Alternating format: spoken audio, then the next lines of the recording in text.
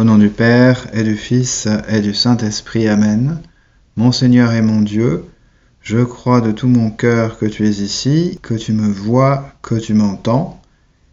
Je t'adore à genoux devant toi, je te demande le pardon de mes péchés et ton aide pour faire de mon mieux ce moment de prière. Marie, ma Mère Immaculée, Saint Joseph et mon ange gardien, intercédez pour moi. Élargis, Seigneur, mes désirs. Dans 2 jours, le souverain pontife va faire un déplacement dans la principauté de Monaco pour toute une journée. Il va même célébrer une messe dans le stade Louis II. Et Monaco a pour religion officielle le catholicisme. C'est une religion d'État. Depuis 1962, c'est même inscrit à la Constitution. Il y a des fêtes religieuses qui sont inscrites au calendrier officiel et le prince Albert II déclarait « Le catholicisme est au cœur de notre histoire, de notre identité et de notre avenir. La principauté de Monaco a toujours été porteuse d'une spiritualité et d'une éthique qui nous inscrivent dans le temps long et inspirent nos actions. » Et voilà, donc dans ce rappel du catholicisme qui est une source d'inspiration au cœur de l'histoire, c'est une chose très belle, mais pour nous, il est beaucoup plus que ça. Il est aussi un Dieu qui se révèle. Et c'est le Verbe incarné qui habite en nous, parmi les hommes. C'est Jésus qui nous révèle Dieu par son humanité. Et nous remercions le Seigneur. Je te remercie, Jésus, parce que tu nous donnes cette possibilité de connaître Dieu, de connaître qui est Dieu, de rester à nos côtés. Et tu le fais avec ton humanité. Le pape Léon disait une humanité véritable et intégrale. L'évangile du jour nous montre un aspect très particulier de la très sainte humanité de Jésus, puisque nous voyons Jésus faire face à des personnes qui veulent le tuer. Certains juifs se sont réunis, ils ont déjà des pierres dans les mains, et ils sont sur le point de les jeter à notre Seigneur, de le lapider. Et on peut se dire, mais pourquoi ? Ben pour un motif religieux, parce que Jésus a dit, le Père et moi, nous sommes un, et ils considèrent, ces juifs, que cela contredit leur foi, que personne ne pourrait dire cela. Et on voit Jésus qui prend la parole et qui leur répond. « J'ai multiplié sous vos yeux les œuvres bonnes qui viennent du Père. Pour laquelle de ces œuvres voulez-vous me lapider ?» On est émerveillé de la sérénité, de l'aplomb, du calme avec lequel Jésus, tu fais face à tes accusateurs. Et Seigneur, aide-nous toujours à disposer de ce même courage, d'avoir cette même force d'âme, y compris dans les moments critiques, dans les moments plus délicats de notre vie.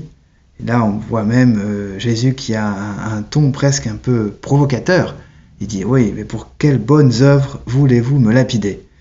Les opposants lui rétorquent que c'est pas pour une œuvre bonne que nous voulons te lapider, mais c'est pour un blasphème. Tu n'es qu'un homme et tu te fais Dieu. Jésus, aide-moi toujours à croire en ta divinité, à lire ces pages de ta vie, en ayant toujours en tête que tu veux nous faire connaître qui est Dieu, à partir de ton humanité, à partir de tes faits et gestes, de ses pleurs, de Jésus, de ses regards, des moments d'enthousiasme. Et Jésus va répondre à ses accusateurs.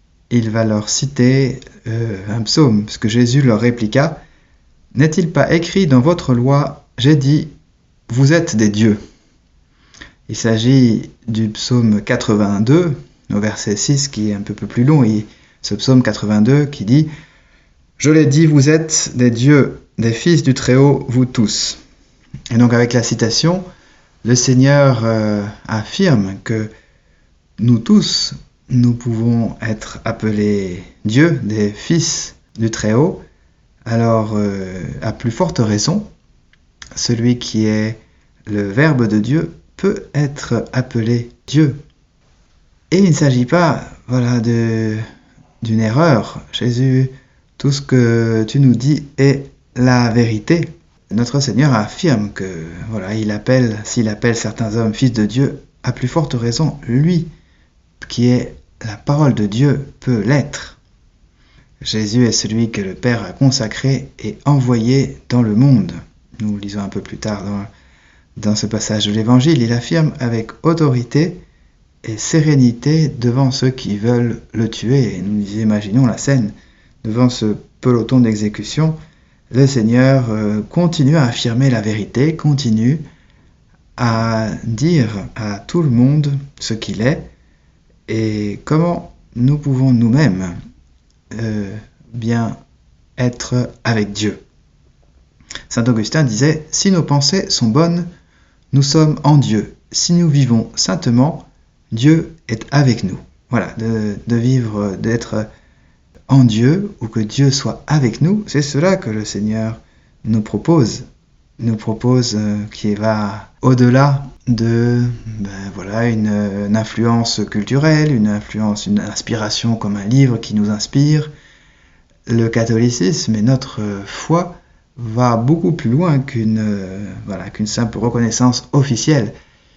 Le Seigneur s'adresse au cœur de chacun des croyants. Il veut que nous inspirions, mais plus que nous inspirions, que nous nous laissions illuminer par le Seigneur. Et c'est en connaissant les passages de la Sainte Écriture, en accueillant l'humanité intégrale du Seigneur, comme disait le pape Léon dans une audience d'il y a 2 mois. Il dit le Seigneur qui s'incarne, naît, soigne, enseigne, souffre, meurt, ressuscite et reste parmi nous. Et par conséquent, pour honorer la grandeur de l'incarnation, il ne suffit pas de considérer Jésus comme le canal de transmission de vérité intellectuelle. Si Jésus a un corps réel, la communion de la vérité de Dieu se réalise dans ce corps avec sa manière propre de recevoir et de ressentir la réalité, avec sa manière d'habiter le monde et de le traverser. Bon voilà, c'est une citation un petit peu longue du pape Léon, mais qui nous aide à toujours contempler, imaginer les scènes de la vie de notre Seigneur, à chercher à être attentif à ses réactions humaines. Et à la fin, le Seigneur affirme aussi qu'il y a un motif de crédibilité qui nous fait croire, ce sont les œuvres qu'il fait. Parce que le Seigneur déclare « Croyez les œuvres, ainsi vous reconnaîtrez de plus en plus que le Père est en moi et moi dans le Père. » Donc nous croyons tes œuvres, Seigneur Jésus, tes miracles, et le plus grand des miracles, la résurrection, qui est vraiment cette preuve, c'est ce renforcement de notre foi. Nous sommes aussi des croyants, nous croyons que Jésus est ressuscité, et nous allons célébrer dans un peu plus d'1 semaine, la grande résurrection de notre Seigneur. Nous faisons mémoire à la messe tous les dimanches, à chaque fois que nous assistons à la messe, de cette résurrection, de la mort du Seigneur et de sa résurrection. Mais toute la vie du Seigneur dans l'Évangile doit être présente à notre mémoire. Grâce à la vie tout entière du Seigneur, à son humanité, à ses réactions, nous connaîtrons qui est Dieu, nous trouverons toujours en présence de Dieu, Dieu sera toujours en nous, et nous serons en Dieu également, d'une façon différente de notre Seigneur, mais c'est un grand cadeau que Jésus nous fait, de pouvoir être proche de Dieu. C'est pas du tout quelque chose d'automatique ou quelque chose que nous avons mérité, c'est un cadeau de Dieu qui reste très proche de nous, à chaque fois que nous avons une vie sainte, des bonnes pensées, comme disait encore saint Augustin. Avec ces bonnes pensées, avec une vie sainte, le Seigneur sera aussi toujours à nos côtés. Je te remercie, mon Dieu, des bonnes résolutions, des beaux désirs et des lumières que tu as semées dans mon cœur pendant ce moment de prière. Je te demande de m'aider à les faire fructifier. Marie, ma Mère Immaculée, Saint Joseph et mon ange gardien, intercédez pour moi.